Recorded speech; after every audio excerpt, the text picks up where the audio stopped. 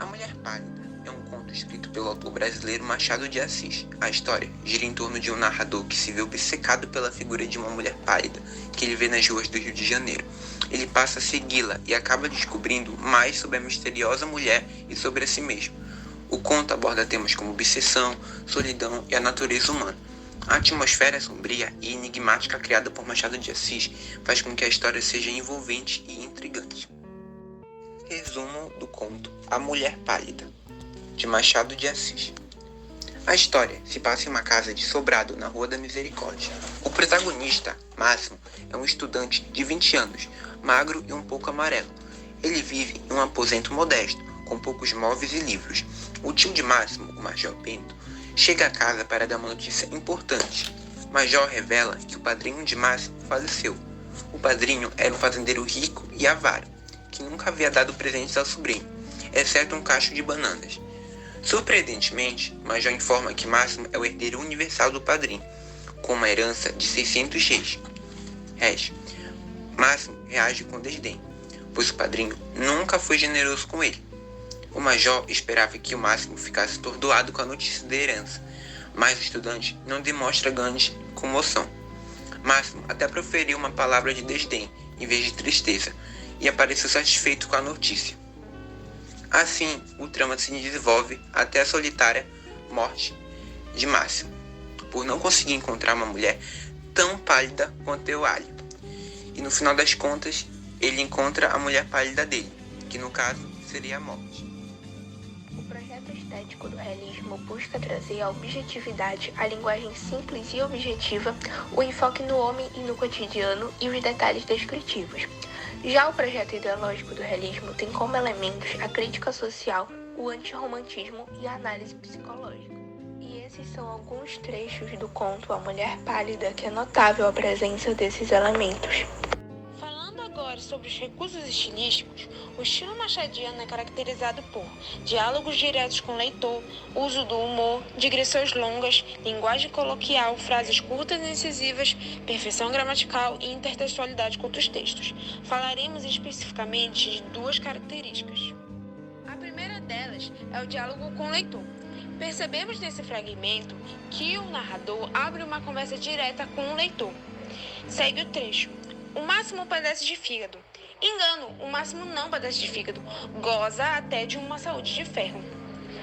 Podemos associar a um filme que tem um personagem que quebra a quarta parede, falando diretamente com o público. A segunda é a intertextualidade, presente no trecho a seguir. O nome aqui é feio, mas que é o nome? What is a name? Como diz a Flor dos Capuletos. Faz referência à tragédia romântica Romeu e Julieta, escrita por William Shakespeare. Quando fala Capuletos, refere ao sobrenome da família da protagonista, Julieta Capuleto. Somente quem leu a obra que poderá relacionar esse trecho com a narrativa. Outra característica estilística é o uso de figuras de linguagens, que iremos analisar a seguir. Analisando os termos essenciais, o predicado é gostava de conversar com ele, e o sujeito culto é Eulália. Percebemos pelo verbo que está na terceira pessoa do singular e também pelo contexto anterior, utilizando a figura de linguagem elipse, pois foi ocultado um elemento. A segunda frase é "e a mais nítida pérola és tu". Essa frase está na voz passiva, ou seja, não utiliza a forma direta, sujeito, verbo, complemento. Sendo o sujeito tu, o predicado "e a mais nítida pérola és", o verbo sendo és, o complemento "a mais nítida pérola" e a particular passivadora o "e" do início da frase. Essa frase utiliza a figura hipérbato, que muda a forma direta da oração. Já nessa outra frase, percebemos o constante uso da conjunção coordenativa aditiva "nem", utilizando claramente a figura de linguagem polissínteta. Segue o trecho.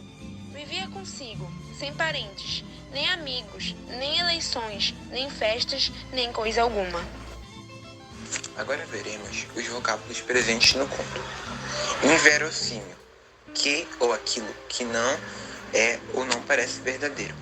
Subalterno, que ou aquele que está sob as ordens de outro, que é subordinado ou inferior ao outro, em graduação ou autoridade. Voz-me-se, forma antiga de se pronunciar a palavra fosse. 600 réis era a forma que a moeda brasileira era nomeada. Moralista. O termo moralista é utilizado para descrever uma pessoa que se preocupa excessivamente com questões morais e éticas, muitas vezes julgando e condenando o comportamento alheio. Desdém. Palavra relacionada a desprezo e arrogância. As temáticas atemporais são facilmente exploradas por Machado de Assis, revelando as camadas ocultas na alma humana e proporcionando reflexões que transcendem o tempo e o espaço. Tempo e mortalidade. A consciência da passagem estável do tempo e a reflexão sobre a vida. O protagonista Máximo enfrenta a imposição da morte e a herança que recebe após a morte de seu padrinho. Felicidade quimera. A busca incessante pela felicidade, muitas vezes ilusória. Máximo encontra satisfação discreta pela herança, mas a mulher pálida permanece como uma quimera inalcançável. Obrigado.